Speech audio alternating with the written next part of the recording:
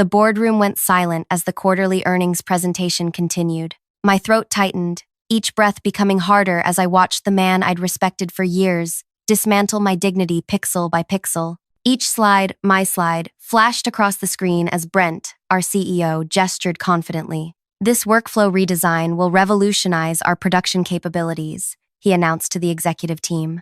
"I've identified inefficiencies no one else caught." My fingernails dug crescents into my palms. Those were my insights, my innovations, my late nights and early mornings, my team's sacrifice of weekends and family time. "The projections show a 26% reduction in operational costs," he continued, pointing to graphs I had meticulously created. "My vision here is to implement these changes by next quarter." Around me, executives nodded appreciatively, scribbling notes. Beside me, Louisa, my most talented analyst, stared at her lap, jaw clenched tight. None of my team received acknowledgement. Not a single mention. Not even a casual gesture toward our department. When Brent revealed the implementation timeline, panic rose in my chest. He'd compressed critical testing phases, eliminated safety protocols, and doubled down on the most experimental aspects of my proposal. This wasn't just theft, it was sabotage. After the meeting, I cornered him in the hallway.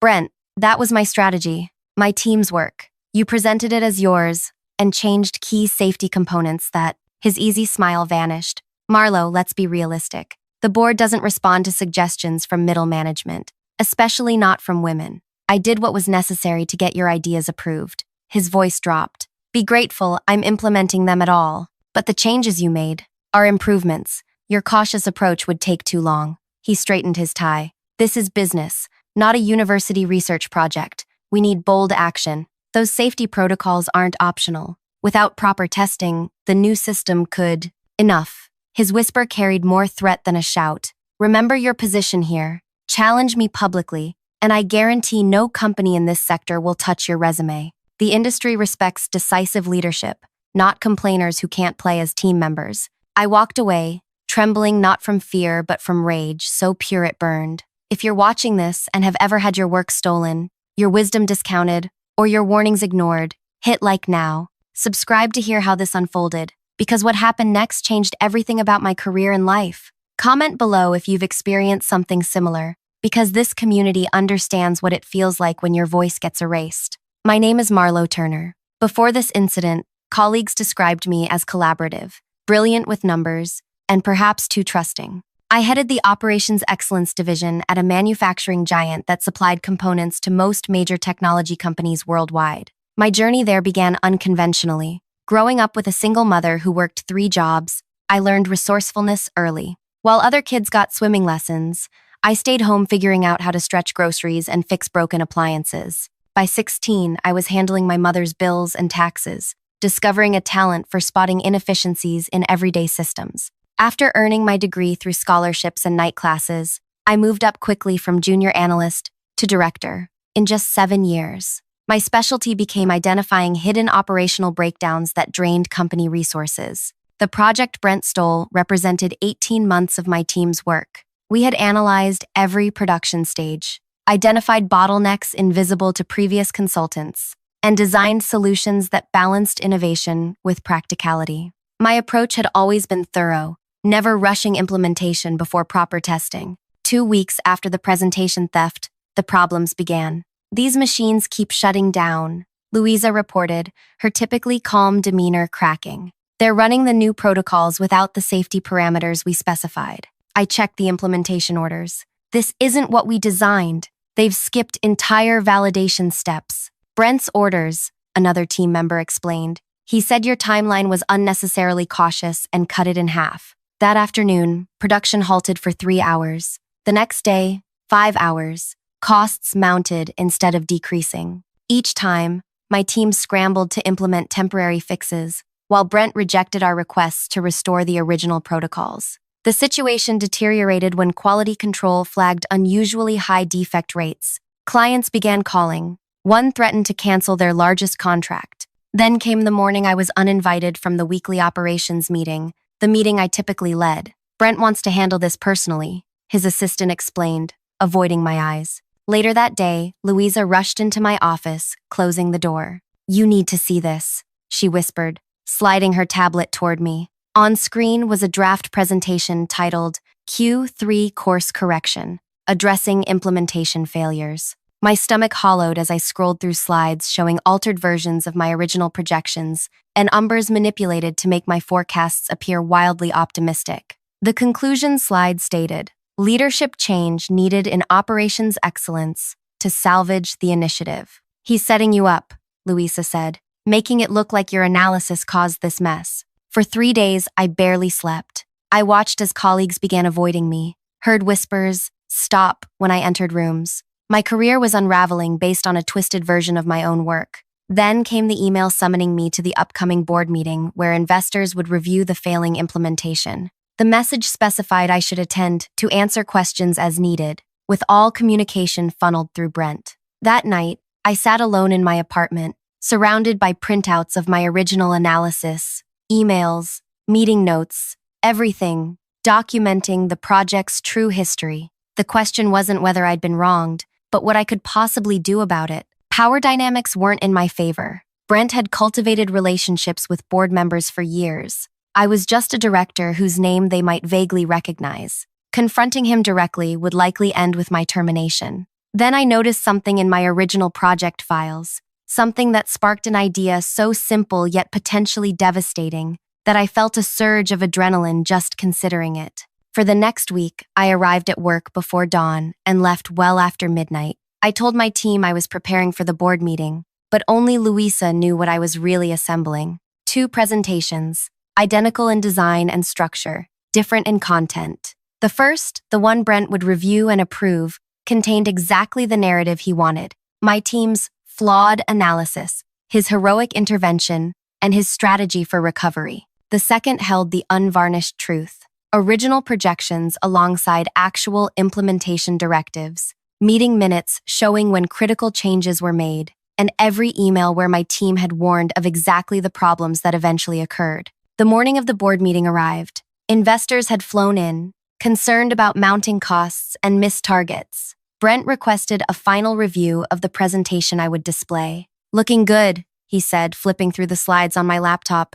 Then he paused, eyes narrowing at something on screen. "What's this other file? Board presentation? Complete?" "Just my working version with notes," I replied smoothly. "The one you're reviewing is final." He clicked on it anyway, opening a complex flowchart detailing every decision point where his implementation had diverged from my recommendation, with resulting cost impacts. "Delete this immediately," he hissed, checking to ensure no one nearby could hear. "That makes us look terrible. Delete it now, before anyone sees it." I nodded calmly, opened my file manager, and navigated through a labyrinth of folders. I selected a presentation file and deleted it as he watched. "It's gone," I confirmed. He exhaled, patting my shoulder. "Good. Remember, just answer questions when I call on you. Otherwise, stay quiet." As he walked away to greet arriving board members, I touched my laptop bag where a small portable drive rested in the inner pocket. The question was no longer what I would do, but whether I had the courage to do it.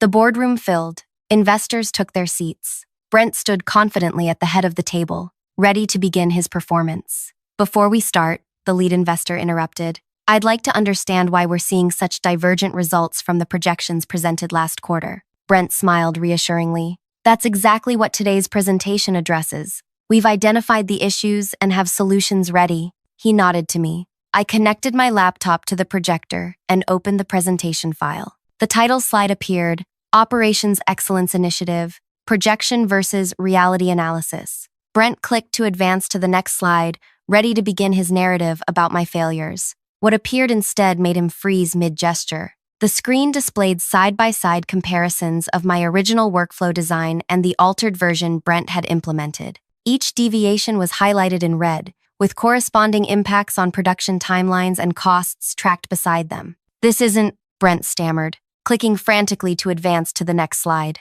The second slide was worse. It showed email threads where my team had explicitly warned about the exact failures that later occurred, with Brent's dismissive responses attached. The third slide displayed meeting minutes showing when and how safety protocols had been eliminated, each instance marked with Brent's electronic signature. His complexion shifted from confident pink to ashen gray. "There's been a mistake with the files," he announced, lunging toward my laptop. The lead investor, a sharp-eyed woman named Valencia, held up one manicured hand. I'd actually like to see the rest of this presentation. It directly addresses my question about the divergence between projections and results. Brent's hand froze mid-reach. Around the table, board members leaned forward, suddenly alert. For the next 40 minutes, I advanced through slides documenting every decision point where Brent had overridden my team's recommendations. I narrated in a measured, factual tone, presenting evidence rather than accusations. The room temperature seemed to drop with each revelation. By slide 15, 2 board members were furiously taking notes. By slide 20, investors were exchanging meaningful glances. By slide 25, Brent had stopped attempting to interrupt. The final slide showed the original cost-saving projections beside current losses, with a simple statement: recommendation, return to original implementation plan with proper testing protocols. The board chair, a silver-haired veteran named Elliot, removed his glasses slowly. Marlowe, when did you prepare this presentation? Last week, sir. And did Brent review this content before today? He reviewed a different version. There was. I paused, allowing my expression to show appropriate concern. Confusion about which file was to be presented. Brent finally found his voice. This is completely inappropriate. Turner has manipulated this information to undermine. These appear to be your emails and authorizations, Valencia interrupted, pointing to the screen. Are you suggesting they're fabricated? The room felt charged with tension as Brent looked around,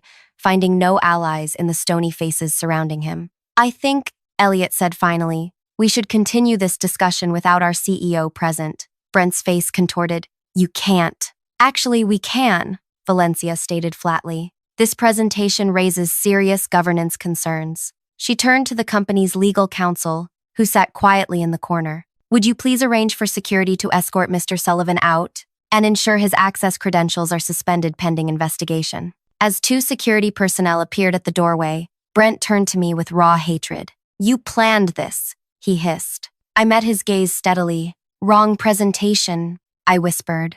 My mistake. After Brent's departure, the real questioning began. For hours, the board and investors dissected every aspect of the project's history. I answered truthfully, providing additional documentation when requested. By meeting's end, I'd been tasked with implementing an immediate return to the original protocols. We'll need daily updates, Elliot instructed as we concluded. And Marlowe, this should have come to the board sooner. I nodded, accepting both the opportunity and the gentle admonishment. Victory felt hollow as I packed up my materials, knowing the coming weeks would demand even more from my already exhausted team. When I reached my office, Louisa waited inside, perched anxiously on the edge of a chair. Well? She asked, rising as I entered. Brent's gone. We're implementing the original plan. Her shoulders dropped in relief. About time. But, her eyes narrowed. How bad will the fallout be? I sank into my chair, the adrenaline crash hitting hard. Significant. We've lost 3 major clients already. Production is weeks behind schedule. And the board isn't exactly thrilled that I waited this long to speak up. You couldn't have done it sooner, she argued. Not without. Without proof so overwhelming they couldn't ignore it? I know. I rubbed my temples. But we're still standing in the ruins of what should have been our division's greatest achievement. That evening, alone in my apartment, I should have felt triumphant. Instead, I stared at the ceiling, wondering if the victory had come too late. My phone lit up with a message from an unknown number. You have no idea what you've started. The next morning, walking into the building felt surreal. Colleagues who had avoided eye contact for weeks now nodded respectfully. My team moved with renewed energy, already implementing the restoration of original protocols. Then came the unscheduled visit from Human Resources. We need to discuss the transition, explained Helena, the HR director, closing my office door. With Brent's departure, someone needs to temporarily manage his responsibilities. Temporarily? Until a replacement is found. She pushed a stack of forms across my desk. The board has appointed you as Interim Chief Operations Officer, effective immediately. I stared at the papers. Interim. It's an opportunity to demonstrate your capabilities, she said carefully. Though, I should mention several board members have expressed concern about your approach to conflict resolution. The message was clear. I'd won the battle, but not necessarily the war. That afternoon, examining Brent's files during the handover, I discovered the extent of the damage. Beyond the production issues, he'd cultivated toxic relationships with key industry partners, promising impossible deliverables and blaming internal teams when those promises fell through. He set booby traps everywhere, Louisa observed as we worked late into the night assessing the situation. It's almost impressive how thoroughly he undermined every system. While maintaining the appearance of success, I added, look at these quarterly reports. All technically true, but fundamentally misleading. The problems weren't confined to my division. Brent had created a corporate culture where departments competed rather than collaborated, where blame flowed downward and credit upward, where short-term appearances mattered more than sustainable outcomes. 2 days into my interim role, I received a call from Valencia. The board is concerned about the extent of the issues you're uncovering, she said without preamble. Some members are suggesting we should have appointed someone with more executive experience. Someone less likely to air the company's dirty laundry? I asked. Her pause confirmed my suspicion. Trust is difficult in these situations. Many wonder why you didn't speak up earlier if things were so problematic. Because I lacked the position and proof to be heard, I replied. As you've now seen firsthand. Regardless, we need stabilization before our next earnings call. 3 weeks. Can you deliver that? 3 weeks to reverse months of systematic damage. I'll need resources and authority. You'll have both, she promised. But Marlo, results matter more than how we got here. The past won't help our stock price recover. As soon as she hung up, I called an emergency meeting with all department heads. Many were skeptical of my temporary authority, particularly the men who'd been part of Brent's inner circle. We don't have time for territorial disputes, I announced, standing at the head of the conference room. Every division needs to provide complete transparency on current projects, challenges, and workarounds by tomorrow morning. That's not feasible, objected Dominic, the marketing director who'd always been Brent's strongest ally. Some projects are sensitive. Everything is sensitive when a company is bleeding money, I countered. Either we address reality together, or we'll continue failing separately. The room divided visibly, those willing to cooperate, and those resistant to my leadership.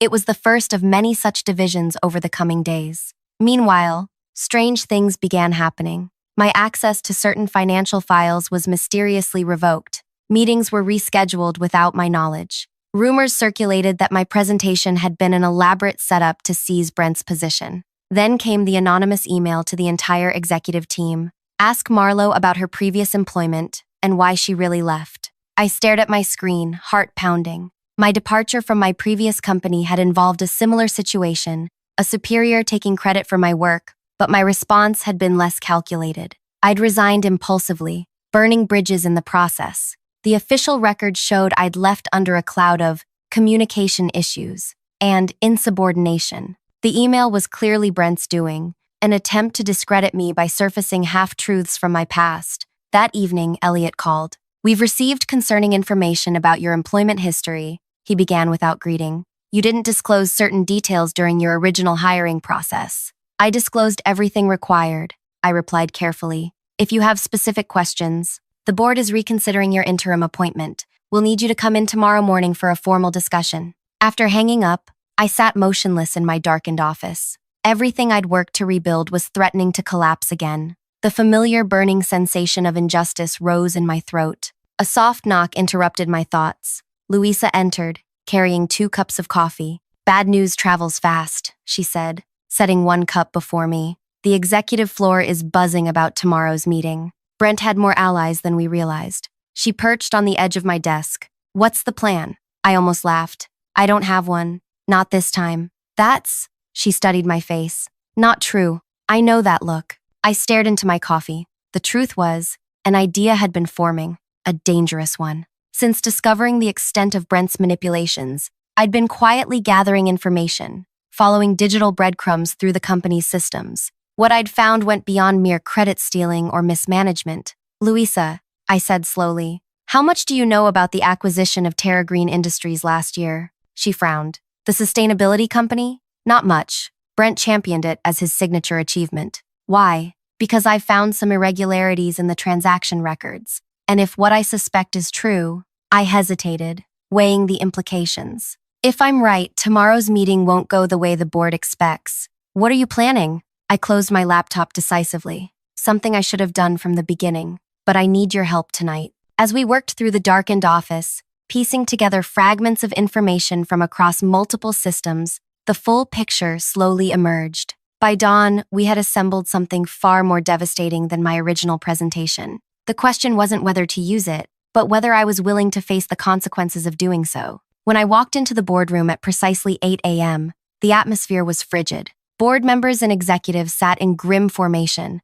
with Valencia and Elliot at the center. A stranger in an expensive suit sat beside them, likely legal representation. "Marlowe," Elliot began severely, "before we address the concerns about your past employment, do you have anything you wish to state for the record?" I placed my laptop on the table and met his gaze steadily. "Actually," I said, connecting to the projector, "I do have something to show you all." The screen illuminated with a simple title, "Terra Green Acquisition, Complete Financial Analysis." The room shifted uncomfortably. "I was asked to stabilize operations," I explained calmly. "That required understanding all major financial decisions affecting our current position." Valencia leaned forward. "This meeting isn't about Terra Green. We're here to discuss my employment history." "Yes, I'm aware, but I believe this information takes precedence." I clicked to the next slide, displaying a timeline of the acquisition process. Terra Green was purchased for $340 million last year, our largest acquisition to date. Brent presented it as an innovative sustainability company with proprietary technology that would revolutionize our manufacturing processes. Elliot's expression hardened. "We're all familiar with the acquisition. Are you familiar with this?" I advanced to a slide showing financial transfers occurring 2 days before the acquisition announcement. 3 separate payments totaling $4.2 million from our Innovation Development Fund to an offshore account registered to a company called Viridian Holdings. The corporate lawyer straightened in his chair. "Viridian Holdings," I continued, "was established 3 weeks before these transfers. Its sole director is Amara Sullivan." I paused. "Brent's sister." Murmurs rippled around the table. "This could be coincidental," I acknowledged. "Except for this." The next slide showed technical evaluations of Terra Green's supposedly revolutionary technology, evaluations dated months before the acquisition but never presented to the board. These assessments, conducted by our own engineering team, concluded that Terra Green's technology was fundamentally flawed and unlikely to ever achieve commercial viability. Dominic, Brent's ally, interjected sharply. "Where did you access these files? This looks like unauthorized." "They were in the archived engineering reports, accessible to anyone with C-level credentials," I replied smoothly. "Which I now have." Valencia's expression had shifted from dismissive to intensely focused. The next slides methodically revealed the deception, how Brent had commissioned a second, favorable assessment from consultants who never actually tested the technology, how he'd suppressed the original negative evaluation, how he'd fast-tracked the acquisition while bypassing standard due diligence procedures. "Most concerning," I said, advancing to what I considered the smoking gun, "is this communication between Brent and Terra Green's former CEO." The screen displayed messages where Brent outlined exactly how to position the company's failing technology to appear revolutionary. "Why would our CEO coach the seller on how to inflate the value of their company?" I asked rhetorically. The board chair removed his glasses. "These are serious allegations. They're documented facts," I corrected gently. "And they explain why Brent was so desperate to control the narrative around the operations failures. The integration of Terra Green's non-viable technology was causing production issues that had nothing to do with my team's workflow redesign." The corporate lawyer whispered something to Elliot, who nodded gravely. "What exactly are you suggesting happened here, Marlowe?" Valencia asked, her voice carefully neutral. "I'm not suggesting anything. The financial records show that Brent facilitated the purchase of a essentially worthless company at an inflated price after directing company funds to his sister's newly established business. The engineering reports show he knowingly misrepresented the technology's viability to this board. And when the inevitable technical failures began affecting production, he systematically blamed my department to cover the true cause." Silence enveloped the room. The executive team exchanged uncomfortable glances. "If you doubt any of this," I added, "I've prepared a complete digital package with all supporting documentation. I've also taken the liberty of analyzing how we might mitigate the damage moving forward." I clicked to my final slide. Recommended actions: independent audit, legal review of acquisition terms, technology replacement strategy, transparent shareholder communication. The board chair cleared his throat. "We'll need to verify all this independently." Of course. I disconnected my laptop. I anticipated that response. I reached into my bag and retrieved a sealed envelope. This contains access credentials to a secure server where I've uploaded all evidence, organized chronologically with an index. The server automatically logs all access attempts, so there will be a record of who reviews what and when. I placed the envelope on the table and stood. Now, shall we discuss my employment history, or would you prefer to address the apparent fraud that's costing shareholders millions? The meeting that followed lasted 7 hours. External auditors were called in immediately. The corporate lawyer made several anxious phone calls. Security personnel escorted 3 of Brent's closest allies, including Dominic, from the building by mid-afternoon. As evening approached, Elliot asked everyone except the board members and myself to leave the room. "Your handling of this situation has been unorthodox," he stated once we were alone. "The situation itself was unorthodox," I responded. Valencia studied me with new respect. "You could have brought this information forward immediately after Brent's removal. Why wait until your position was threatened? Would you have believed me without verification? Or would it have seemed like a vindictive attack on Brent after taking his job?" I met her gaze steadily. "I needed time to gather conclusive evidence." "And the matter of your previous employment?" another board member asked. "I left my former company after experiencing similar credit theft by a superior," I acknowledged. "I resigned abruptly and spoke my mind unprofessionally during exit interviews. It was early in my career, and I handled it poorly. I learned from that experience." Elliot leaned back. Evidently, the board conferred briefly in hushed tones before Valencia addressed me again. "We need to manage this situation carefully to minimize shareholder impact. The interim position we offered you has expanded in scope. We would like you to assume the role of acting CEO while we conduct a proper search process." Her expression became pointed. "You will, of course, be a candidate for the permanent position if you're interested." "I am," I replied simply. "The compensation package will be adjusted accordingly," Elliot added. "And Marlo, the board expects complete transparency moving forward." "That works both ways," I responded. 2 weeks later, I stood before the company's employees in the main auditorium, addressing them as their new leader. The official announcement had described Brent's departure as a resignation following strategic disagreements. The Terra Green situation had been characterized as an acquisition reassessment, requiring write-downs. The full extent of what had occurred remained confidential, while legal proceedings against Brent progressed quietly. "Our path forward requires honesty about where we stand," I told the assembled staff. "Production issues will not resolve overnight. Client relationships need rebuilding. Trust, both internal and external,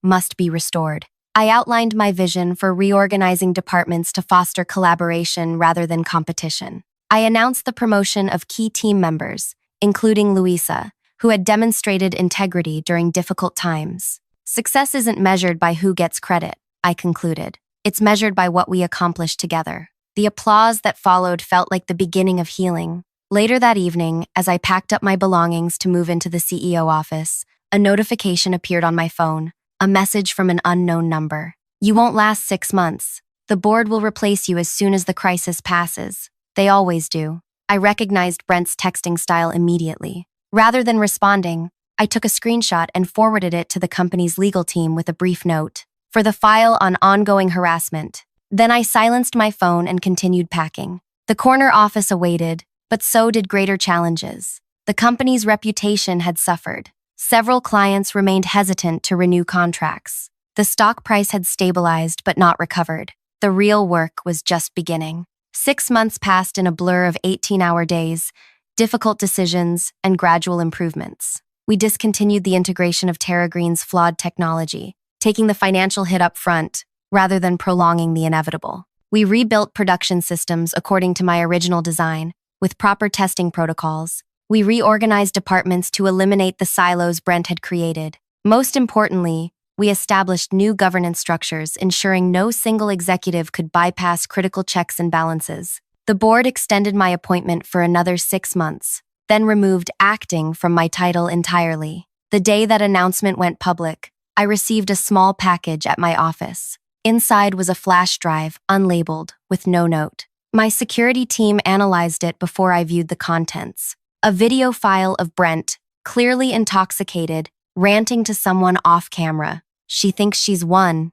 he slurred. "But Turner doesn't understand how this works. The board used her to clean up the mess, but they'll discard her once she's served her purpose. They always protect their own." I watched the video twice, then permanently deleted it. Whatever revenge Brent had hoped to achieve by sending it had failed. The man no longer had power over me, or anyone at the company. 1 year after the fateful board presentation, I stood on a different stage accepting an industry leadership award. The citation praised the company's remarkable turnaround and commitment to transparent governance. As I surveyed the audience, I spotted Valencia among the attendees, nodding appreciatively. Beside her sat Luisa, now my chief operating officer. And in the back row, barely visible, a familiar face watched with undisguised bitterness. Brent, now working for a smaller competitor in a diminished role. Our eyes met briefly across the crowded room. I didn't smile. I didn't need to. The best revenge wasn't the momentary satisfaction of his removal,